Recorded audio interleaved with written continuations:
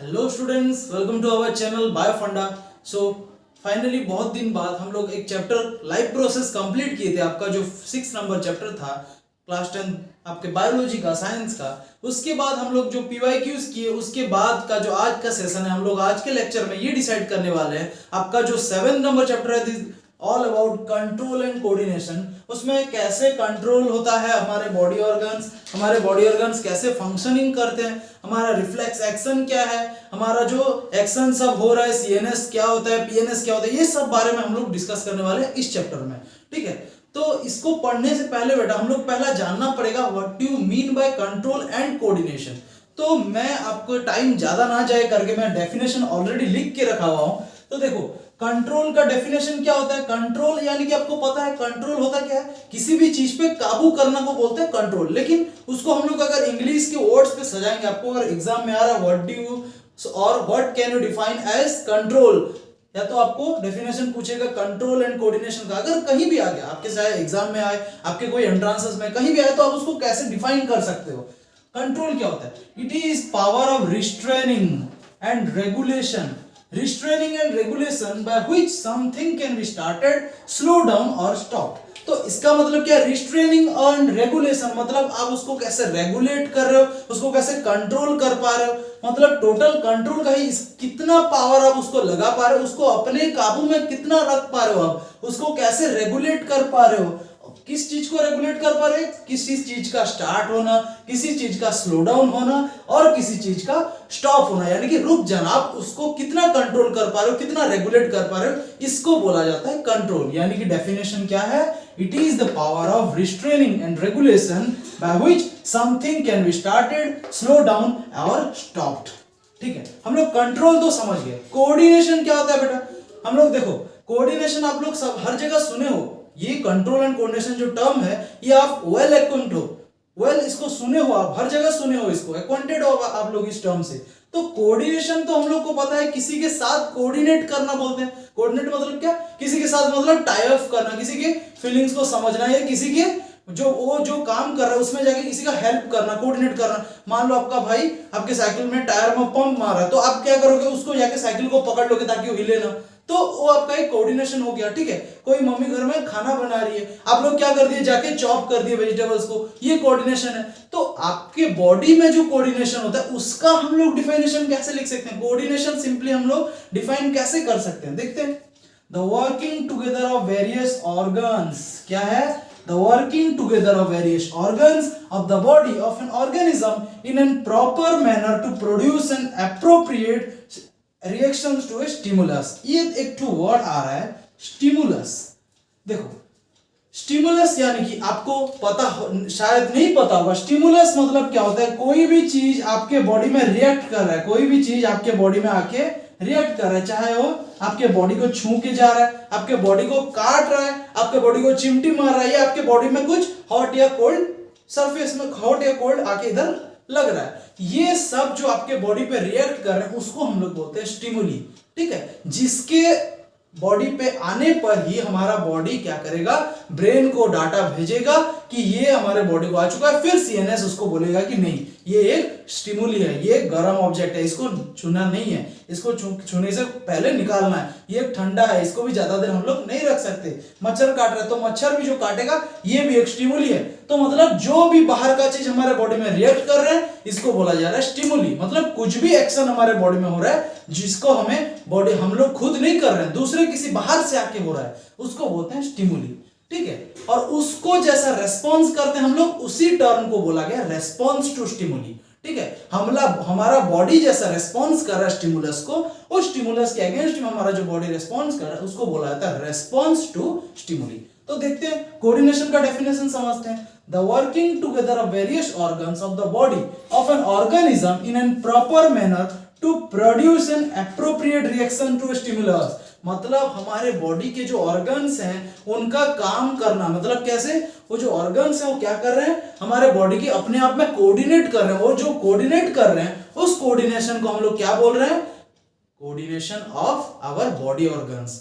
वो कोऑर्डिनेट मतलब क्या, किसी का हेल्प वो लोग कर रहे हैं, एक ऑर्गन ये है एक ऑर्गन ये है, तो ये दोनों अपना हेल्प कर रहे हैं। मान लो ये एक ऑर्गन है, ठीक है, इसके ऊपर कुछ स्टिमुली आ गया, ये क्या करेगा, ब्रेन को भेज दिया, तो ये जो हमारा ऑर्गन है, यानी कि ये ऑर्गन में तो नहीं होगा स्टिमुली, बाहर का जो स्किन है उसमें स्टिमुली हो सकता है, या तो टंग में हो सकता है, कहीं भी स्टिमुलस जो है रिसेप्टर्स है उनमें स्टिमुली आएगा। तो मान लो स्किन में उधर ही कुछ एक गिर गया, तो ये क्या करेगा, मैसेज भेजेगा, तो एक ऑर्गन से दूसरे ऑर्गन से और एक ऑर्गन, सीएनएस फिर क्या करेगा, वो फिर भेजेगा एक ऑर्गन से दूसरा ऑर्गन से इधर आके आएगा मैसेज, ठीक है। तो ये जो ऑर्गन्स लोगों का हेल्पिंग नेचर है अपने बीच में, उसको बोला जाता है कंट्रोल एंड कोऑर्डिनेशन। समझ में आया बेटा, ठीक है। तो ये तो हमारा हो गया कंट्रोल एंड कोऑर्डिनेशन का इंट्रोडक्शन। अभी हम लोग इस चैप्टर में क्या क्या पढ़ने वाले हैं इसको देखते हैं, थोड़ा हाईलाइट करते हैं। आज का जो पूरा क्लास होने वाला है तुम्हारा कंट्रोल एंड कोऑर्डिनेशन के ऊपर इंट्रोडक्शन, इनमें क्या क्या चीज रहते हैं और कैसे रहते हैं, ये सब चीजों के बारे में हम लोग एक छोटा क्लास कर रहे हैं। ओके, देखो, ओके, हम लोग का देखो क्या होता है, हम लोग जब पढ़ रहे हैं किसी भी चीज को, कोई भी चीज को पढ़ते हैं तो उसके उनके अंदर का टाइप्स को हम लोग देखते हैं, ताकि हम लोग टाइप्स क्यों निकालते हैं, बिकॉज किसी का अगर टाइप्स देख लेंगे तो उस टाइप्स को अगर हर एक टाइप को पढ़ते जाएंगे ना, पूरा चैप्टर हमें इजी लगेगा। उस टाइप का थोड़ा कैरेक्टर देख लिए, इस टाइप का थोड़ा कैरेक्टर देख लिए, और जो भी टाइप्स है सबको पढ़ लेंगे, तो सबका अगर हम लोग कंबाइन कर दे वो चैप्टर को मिला के वो चैप्टर ही हो जाता है। तो उसका टाइप्स भी होते हैं। कंट्रोल एंड कोऑर्डिनेशन में भी हम लोग दो टाइप की चीज देखने वाले हैं। क्या क्या दो टाइप की चीज देखने वाले हैं, नर्वस कोऑर्डिनेशन और क्या होंगे, ये हार्मोनल कोऑर्डिनेशन। दो टाइप के कोऑर्डिनेशन होते हैं, कोऑर्डिनेशन भी दो टाइप्स के होते हैं, एक होता है नर्वस और एक होता है हार्मोनल। ओके, तो ये नर्वस क्या होता है बेटा, नर्वस मेनली एनिमल्स पे होता है, it is seen mainly in animals और हमारे ह्यूमंस।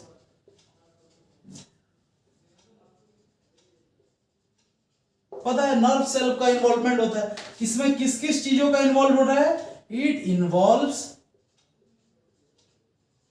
एक तो होता है ब्रेन, दूसरा होता है स्पाइनल कॉर्ड। ओके, लेकिन ये जो हार्मोनल कोऑर्डिनेशन है ये बहुत ही कम जो होते हैं हमारे ऑर्गेनिजम्स एनिमल्स में होता है, लेकिन mainly it is seen in animals but mainly seen in plants. ये प्लांट्स में ही होता है हार्मोनल। ओके, इसमें क्या इन्वॉल्व होता है, क्या क्या इन्वॉल्व होगा इसमें बताओ। इसमें जो इन्वॉल्वमेंट होगा हर एक पार्ट्स का, बॉडी का हर एक part, it involves every part of the body और it is present in every part of the body.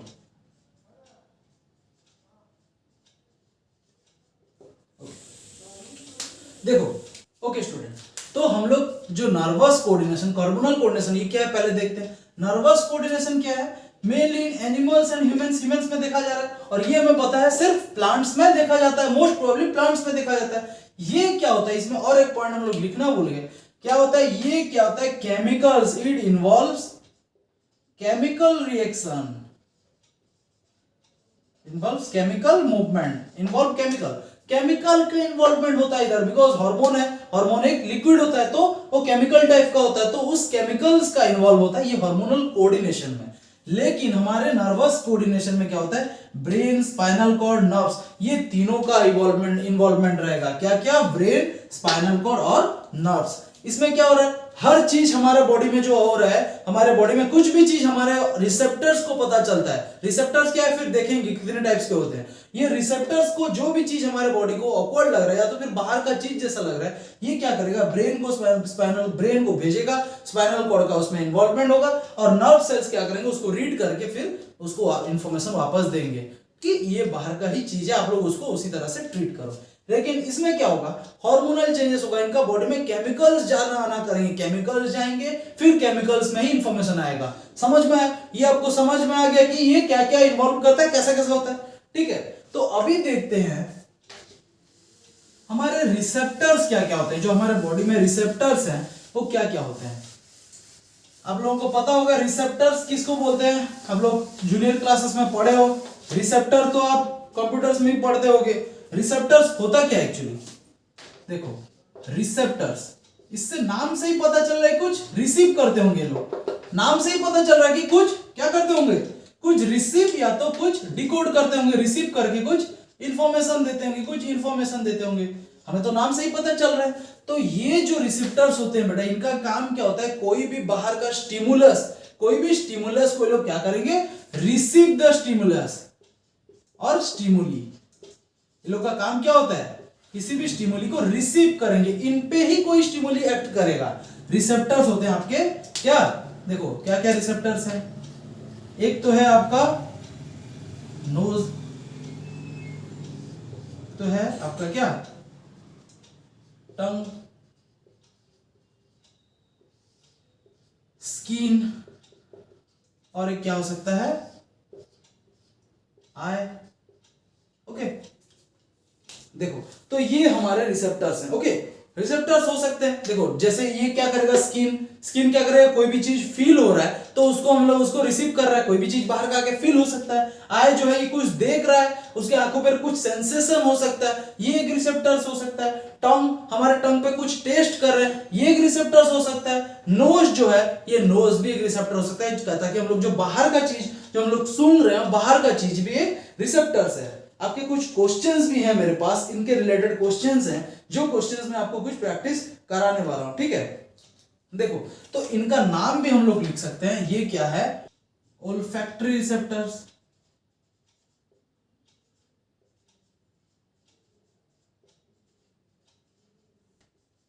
Thermo receptors,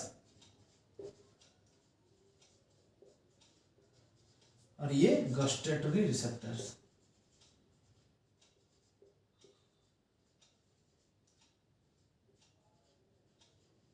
okay तो ये हो गए हमारे चार रिसेप्टर। थर्मो मतलब जो टेम्परेचर से रिलेटेड है, इसीलिए हम लोग उसको थर्मो रिसेप्टर बोल रहे हैं। आय मतलब जो फोटो, फोटो मतलब हमारा आय फोटोजेनिक होता है, तो फोटोजेनिक मतलब क्या, फोटो खींचने के लायक होता है, कुछ चीज देखते हैं हम लोग, तो ये हो गया फोटो रिसेप्टर्स। टंग जो है ये क्या होते हैं, गस्टेटरी रिसेप्टर्स, मतलब कुछ चीज को टेस्ट कर पा रहे हैं, ठीक है। और ये जो है ये ऑल्फैक्टरी रिसेप्टर्स, जो हमारे ऑल्फैक्टरी लोब्स होते हैं कान नाक में, ये ऑल्फैक्टरी मतलब ये लोग कुछ स्मेल कर पाते हैं, सूंघ पाते हैं, ये हो गया ऑल्फैक्टरी रिसेप्टर। तो ये तो हमारा हो गया रिसेप्टर्स के बारे में। अभी हम लोग देखते हैं कि जो हमारा वर्किंग होता है, हमारे ब्रेन में जो वर्किंग हो रहा है वो कैसे हो रहा है, उनमें क्या क्या टाइप्स होता है।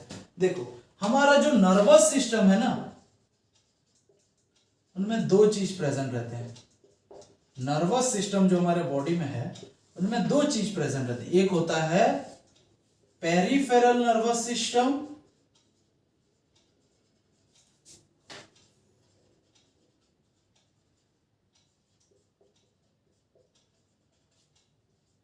और ये एक होता है सेंट्रल नर्वस सिस्टम।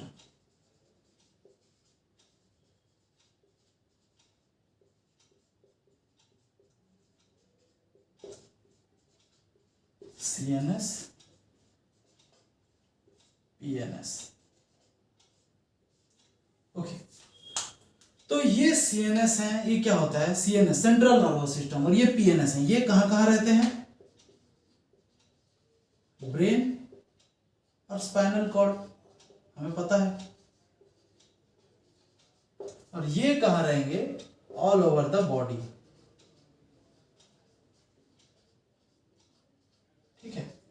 ओके तो ये जो सेंट्रल नर्वस सिस्टम है ये कहां रहते हैं, ब्रेन, स्पेशली ब्रेन और स्पाइनल कॉर्ड में हमारे सेंट्रल नर्वस सिस्टम रहते हैं, जो कि सेंट्रली काम करते हैं। जैसे आपका एक कंप्यूटर का क्या होता है, सेंट्रल प्रोसेसिंग यूनिट होता है, CPU, तो इसी तरह ये सेंट्रल नर्वस सिस्टम है, ठीक है, जो कि हमारा मेन प्रोसेसिंग यही होता है। कोई भी अगर हमारे बॉडी में रिएक्शन हुआ तो इसको पहले इंफॉर्मेशन जाएगा, ये और रिएक्शन को पहचानेगा, फिर बॉडी पार्ट को आदेश देगा कि ये ऐसा रिएक्शन है, ठीक है। और ये जो पेरिफेरल नर्वस सिस्टम है ये क्या करेगा, ऑल ओवर द बॉडी, मतलब बॉडी के हर पार्ट्स में जाके मतलब रहेगा, लेकिन इनका मेन फंक्शंस नहीं रहता है। फंक्शंस है, ऐसा नहीं कि बिल्कुल फंक्शन नहीं होता, फंक्शंस रहता है, बट इंपॉर्टेंट फंक्शन इनका रहता है, ठीक है। देखो peripheral nervous sorry central nervous system में क्या इंफॉर्मेशन ले रहा है, ब्रेन जो है, ब्रेन का इंफॉर्मेशन। देखो और एक चीज हम लोग इधर लिख सकते हैं, ब्रेन से जो नर्व्स निकलते हैं ना, the nerves originating from brain are known as cranial nerves, इनको बोलते हैं क्रेनियल नर्व्स। और ये जो स्पाइनल कॉर्ड से आ रहे हैं इनको बोलते हैं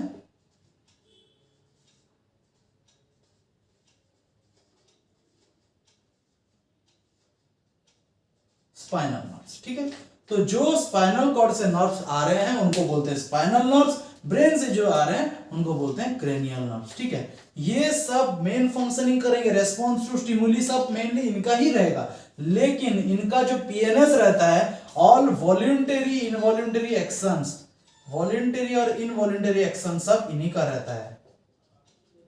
अच्छा, मतलब वॉलंटरी मतलब क्या, हमारा बॉडी जो अपने खुद से, हम लोग जो खुद के इंटरेस्ट है खुद अपने आप से करते हैं, हमारा बॉडी ऑर्गन्स नहीं करता है, जो खुद हम लोग करते हैं वो हो गया वॉलंटरी एक्शंस, जो कि इनमें होता है। और इनवॉलंटरी एक्शन जैसे कि हमारा डाइजेशन हो गया, रेस्पिरेशन हो गया, सर्कुलेशन हो गया, ये सब चीज भी पीएनएस के बदौलत होता है। ठीक है, तो आज हम लोग देखें कि नर्वस सिस्टम में क्या क्या रहते हैं, सीएनएस, पीएनएस, हमारा जो रिसेप्टर्स, किसको क्या बोला जाता है, olfactory lubes, gustatory receptors, olfactory receptors, हमारा जो थर्मो रिसेप्टर्स और हमारा फोटो रिसेप्टर्स, 4 रिसेप्टर्स भी हम लोग देख लिए, उसके पहले भी हम लोग इंट्रोडक्शन पढ़ लिए। तो ओवरऑल तो ये तो होता चलेगा, ये तो क्लास तो चलता ही रहेगा, क्लास चलता रहेगा, हमारा क्लास होता भी रहेगा, आप लोग देख के उसको पढ़ भी लेंगे। लेकिन बेटा सबसे जो इंपॉर्टेंट है ना, आपको रिवीजन करना पड़ेगा, आपके क्वेश्चंस को आपको फोकस करना पड़ेगा। आप अगर क्वेश्चंस पे ध्यान नहीं दे रहे हो ना, तो आप चाहे लिख के ले लो, ये मेरा वर्ड्स है, आप जितना भी पढ़ लो, if you are not attending your questions and if you are not doing practice of questions, then you can never touch your examination paper in fully correct manner, you can never get 100% marks। 100% क्या, आपको 95% आने में भी दिक्कत हो जाएगा, 90% के above जाने में भी दिक्कत हो जाएगा, क्योंकि हम लोग जो पढ़ते हैं ना, हमारे दिमाग में कुछ टाइम तक ही वो स्टे करता है। ठीक है, हम लोग समझ भले जाएंगे, लेकिन लिखने का प्रैक्टिस अगर नहीं होगा तो हम लोग टाइम में कभी नहीं कर पाएंगे। समझ लो, होप कर रहा हूं कि आप लोग पीवाईक्यूज देख चुके होंगे, अगर भी नहीं देखे हो तो आप लोग जाओ पीवाईक्यूज देखो, लाइव प्रोसेस के क्लासेस करो, उसमें जो जो चीज पढ़ाया गया उसका जो भी डाउट है आप लोग पूछो, डाउट आप लोग कमेंट सेक्शन में बता सकते हो, पूछ सकते हो। ठीक है, होप आपको चैप्टर सब अच्छा लगा होगा, पीवाईक्यूज आप किए होंगे। देखो बेटा, आप इस दुनिया में हो ना, इधर स्ट्रगल है, आप बिना स्ट्रगल के कोई आगे नहीं बढ़ पाता है। स्ट्रगल सबके लाइफ में होता है बेटा, मेरे लाइफ में स्ट्रगल है, आपसे ज्यादा स्ट्रगल मेरे लाइफ में होगा, या तो मेरे लाइफ से ज्यादा स्ट्रगल आप में होगा, ये हो सकता है स्ट्रगल किसके लाइफ में किसका ज्यादा है। बट आप ये बात याद रख लो, जिसके लाइफ में स्ट्रगल ज्यादा है ना, वही आज तक सक्सेस पाया है। ठीक है, भगवान जो स्वयं राम भगवान जो ब्रह्मा विष्णु महेश्वर है, वो भगवान भी उनको नर रूप में आके इधर जन्म लेना पड़ा था। वो चाहते तो क्या कुछ नहीं कर पाते, वो बहुत कुछ चीज कर सकते थे, लेकिन उनको जब वो नर रूप लिए थे ना, जब हमारे जैसे मनुष्य बने थे ना, उनको भी स्ट्रगल करना पड़ा है। तो सोचो, हम तो भगवान के नाखून के बराबर भी नहीं है, उनको यदि आकर इस दुनिया में वो सब कुछ कर सकते हैं, उनके हाथ में सब कुछ है, वो सब कुछ कर सकते थे। भगवान राम भगवान क्या चाहते तो राजा नहीं बन सकते थे, उनको 14 वर्ष वनवास क्यों जाना पड़ा? बिकॉज वो नर हैं, वो ऐसा नहीं कर सकते, वो लाइफ में इधर जन्म लिए हैं तो उनको स्ट्रगल करना पड़ेगा। जब भगवान ये चीज समझ सकते हैं तो हम क्यों नहीं समझ सकते बेटा?